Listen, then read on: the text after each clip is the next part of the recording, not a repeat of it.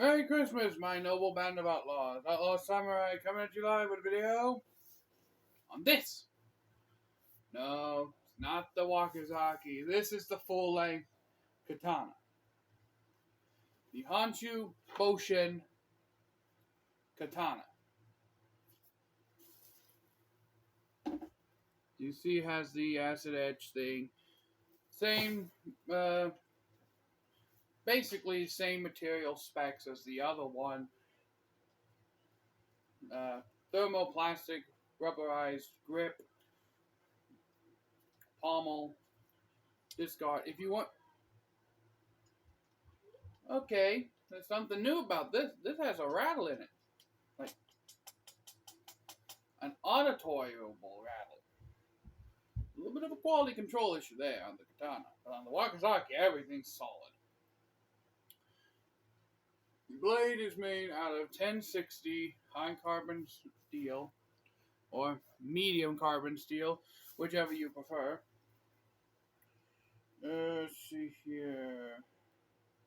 Wi-Fi is being spotty. Spotty. Let's see here. I'm pulling up the specs now, my noble band of outlaws. Let's see here. Honshu. Honshu, Boshin, Wakazaki. Honshu, Boshin, practice katana. Honshu, Boshin, modern tactical katana. A couple of cosmetic differences. For one, the bohi is actually supposed to end about right here. It goes all the way up the blade. But, let's see here. 30 and 3/8 inch 1060 carbon steel, designed for serious real-world use. This thing is a workhorse sword. Right. Retains sharp edge even after slicing cleanly through a cinder block. Or punishing cutting chop. I'm not going to go chopping this fucking thing into a cinder block. TPR handle, as I said, overall length 40 and 3/4 of an inch. And this is a 40-inch sword, like an actual 40-inch sword. Not bad. The doesn't tell how long the grip is, but if this is a 30-inch blade and the overall length is 4 inches, this is a 10-inch grip. Now, personally, I got this today as a Christmas present, and I absolutely freaking love this thing. I now have an official die show.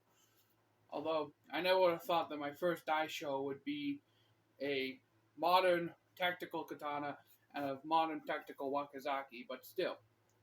The grip on the Wakazaki and on this sword are the same length. The blade, as I said in the pictures, the bohi's supposed to end right here. But it goes all the way up.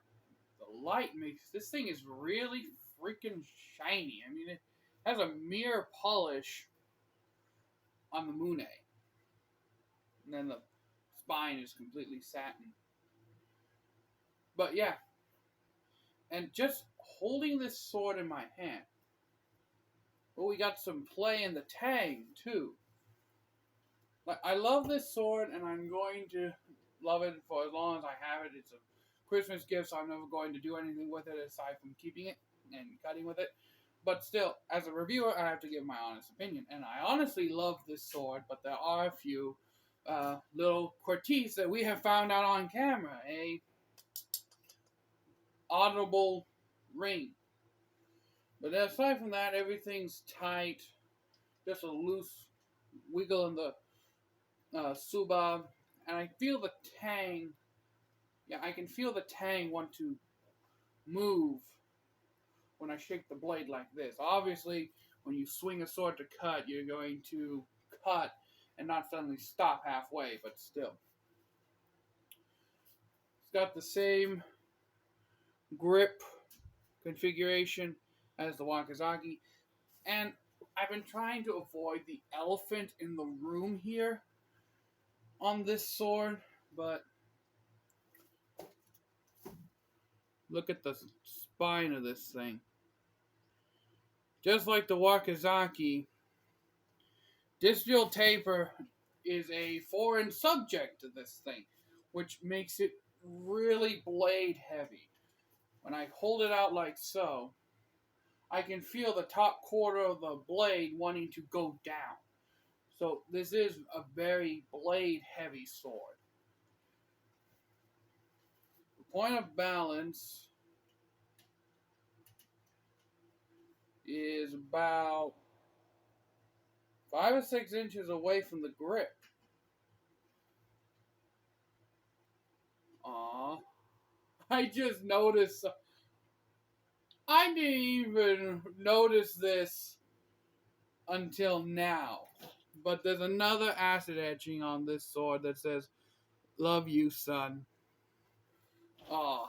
I didn't. Okay, yeah. This sword.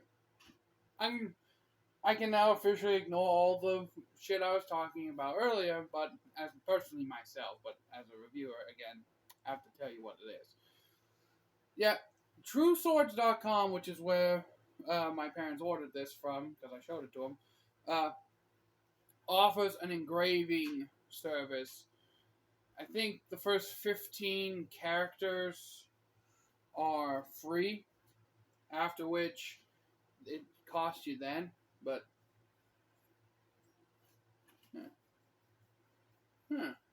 this is this engraving on the honshu is actually, I can actually feel it, whereas on the Wakazaki, oh, it's audible too. Never mind.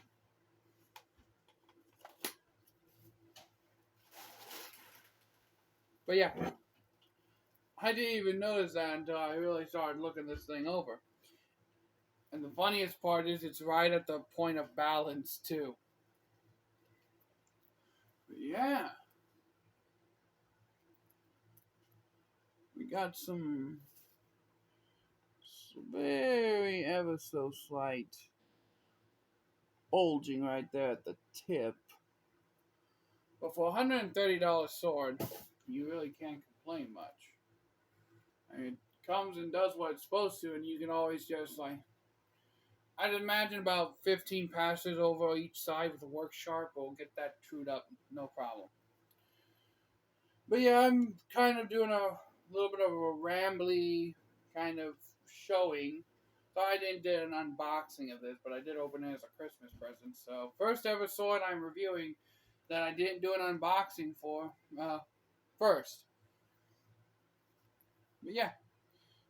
And like I said, the blade is heavy. It's a very blade heavy sword in comparison to every other sword I own. My most balanced sword is actually the Wakazaki, which is almost dead at the guard, like only an inch or two above it. But it shares the same. It's basically the bigger version, okay, of the Wakazaki. Like all katanas are. Wakazaki originally a small version of a katana, but in any case, you hear me ramble. There's only a couple of quiet teeth that I might add. One, you don't even have to give it a whole lot. Just maybe like a 1 or 2% disfill taper, because this seems like they just cut out a piece of stock steel to the right shape, ground it, fullered it, and sharpened it. No disfill taper at all. I mean, you could always put disfill taper into the blade if you so choose. That's your whole thing, but it's your sword. I do think that the Suba is bigger than on the Wakazaki. Hold them side by side. Nope, ironically enough, the Wakazaki Suba is actually bigger. That's kind of interesting.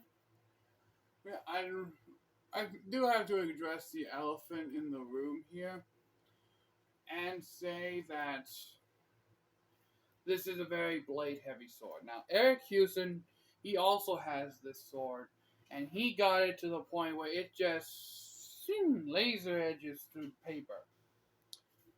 But I do not have such an acute edge on this sword since it's out of the box. I'm trying to find something to. Use my boot dryer information form since I never read the instructions to anything, as you all know. Let's see it.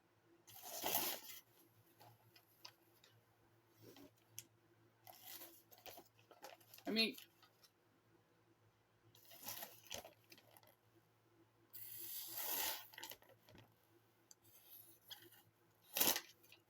it's doing it,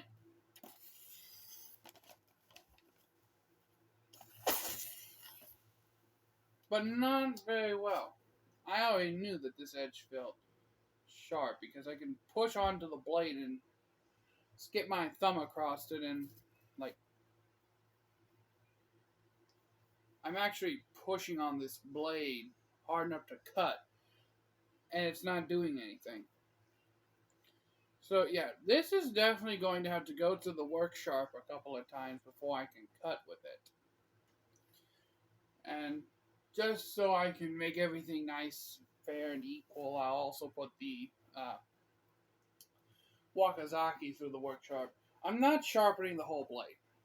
I'll probably begin right about here and then take the sharpening from where my fingers are up the blade, because this part really doesn't need to be sharp at all. Katanas traditionally don't start getting sharp until the upper half of the blade anyways, because you don't really need the bottom to be razor sharp. This is sharp enough for my purposes. Moving on to the... I promise I'll give a much more conclusive review of the overall katana at a later date. But moving on, the scabbard's the same.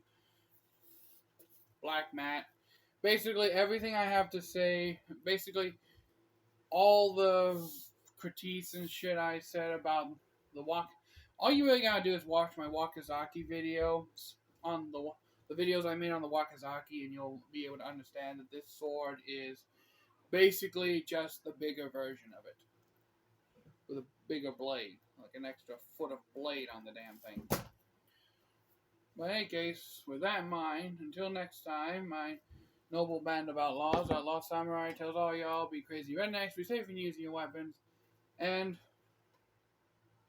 one final overview of the sword.